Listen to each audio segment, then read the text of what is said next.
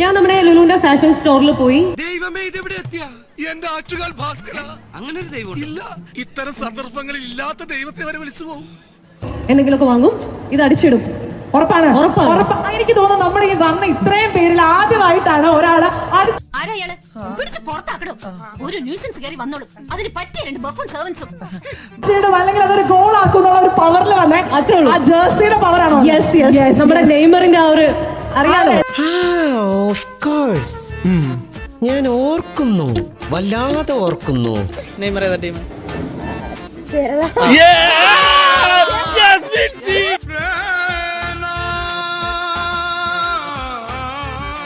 ഇത്രയും വലിയ ഗതികെട്ടവൻ ഈ ലോകത്ത് വേറെ ആരെങ്കിലും ഉണ്ടാവും എന്റെ കർത്താവ്.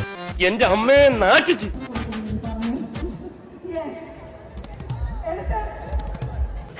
Very funny.